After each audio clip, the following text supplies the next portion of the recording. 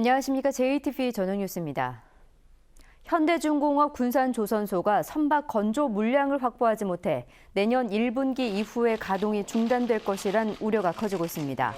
전라북도와 군산시는 오늘 현대중공업 울산 본사를 찾아 군산조선소의 선박 건조 물량을 추가로 배정할 것을 요청했지만 현대중공업은 회사 전체가 어려움을 겪고 있다며 이렇다 할 답변을 하지 않은 것으로 알려졌습니다. 현대중공업 군산조선소는 내년 1분기 이후 작업 물량이 없으며 이 때문에 올 들어 협력업체에서 700여 명의 근로자가 일자리를 잃었습니다. 전라북도와 군산시는 군산조선소의 가동이 중단되면 대규모 실직 사태가 빚어질 것으로 보고 현대중공업에 지속적으로 물량 배정을 요청하기로 했습니다. 새만금 내국인 카지노 추진을 놓고 국민의당 김관영 의원과 더불어민주당 안호영 의원이 대립 양상을 보이고 있습니다. 더민주 안호영 의원은 새만금의 내국인 카지노를 허용하면 도박 중독에 따른 사회적 문제가 커진다며 개발과 투자 유치라는 명분으로 카지노를 유치해서는 안 된다고 공개적으로 반대했습니다.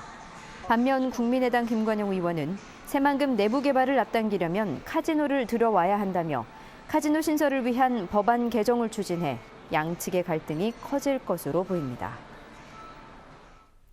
새만금의 핵심 기반 시설인 남북도로가 본격 추진됩니다. 새만금 개발청은 내년 5월에 새만금 남북도로를 착공하기 위해 조달청에 공사 발주를 의뢰했다고 밝혔습니다. 새만금 남북도로는 새만금을 남북으로 가로질러 부안군 하서면과 군산시 오식도동을 연결하는 26.7km의 도로로 사업비는 9,095억 원입니다. 전라북도가 연말까지 쌀 34,700톤을 추가로 수매합니다. 이는 정부가 쌀값을 안정시키기 위해 25만 톤을 추가로 매입하기로 결정한 뒤 시도별로 매입 물량을 배정한 데 따른 것입니다. 전북에서는 지난달부터 우레산 공공비축미로 5만 1,000톤을 수매하고 있기 때문에 총 수매 물량은 8만 5천여 톤으로 늘게 됩니다. 부안 신재생 에너지단지에 있는 한국에너지기술연구원 수소연료전지 산학연 협력센터에서 내년 4월까지 현대자동차의 차세대 수소연료전지 70여 대를 납품합니다. 센터는 수소연료전지를 순조롭게 납품하면 부안 신재생 에너지단지가 국내 수소연료전지 산업의 핵심 지역이 될 것으로 기대했습니다.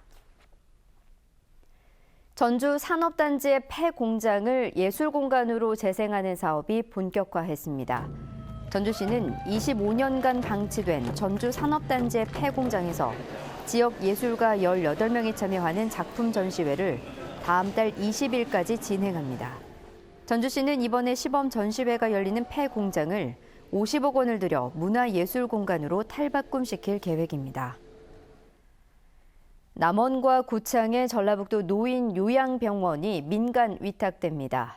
전라북도는 두 요양병원을 직영하려면 전문성이 필요한 데다 인건비가 많이 들어 5년 동안 민간 위탁을 한다면서 수탁할 기관을 공개 모집한다고 밝혔습니다. 현재 전북의 자치단체가 운영하는 노인 요양병원은 도립 2곳, 시립 2곳, 군립 2곳 등 6곳으로 이들 공립요양병원은 모두 민간 위탁 형식으로 운영되고 있습니다. 우리나라에서 가장 오래되고 가장 큰 수리시설인 김제 벽골제가 세계 관계시설 유산에 등재됩니다.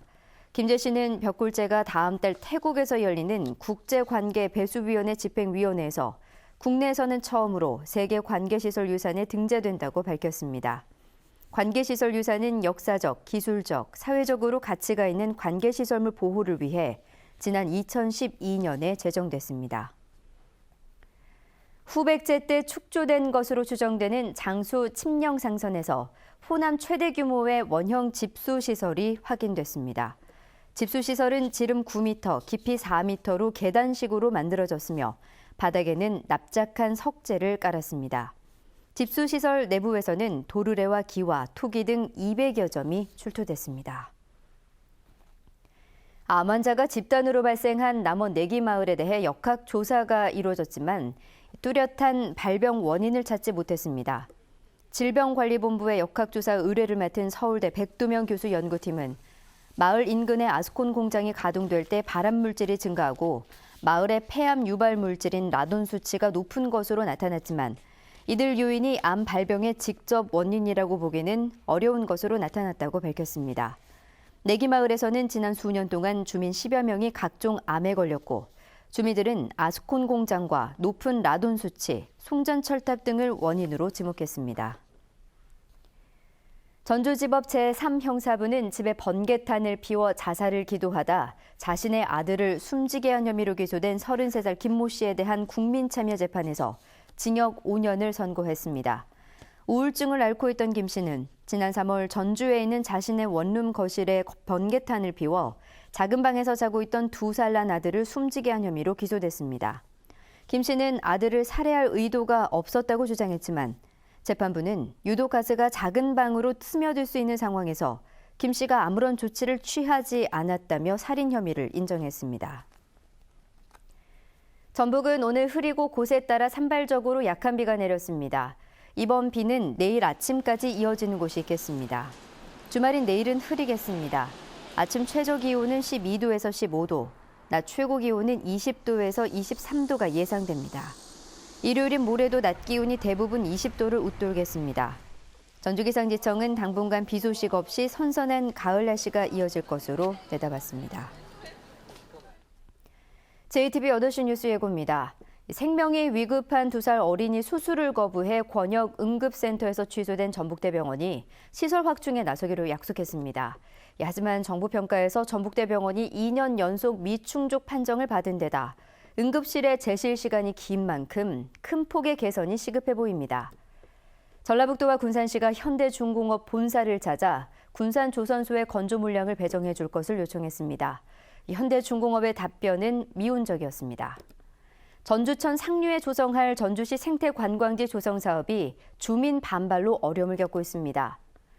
고창의 고려 청자 가마터에서 국내 최초로 공방터와 건물터가 동시에 발굴됐습니다. 초기 고려 청자의 제작 공정을 비롯한 각종 비밀이 밝혀질 것으로 기대됩니다. JTBC 8시 뉴스에서 자세한 소식 전해드리겠습니다.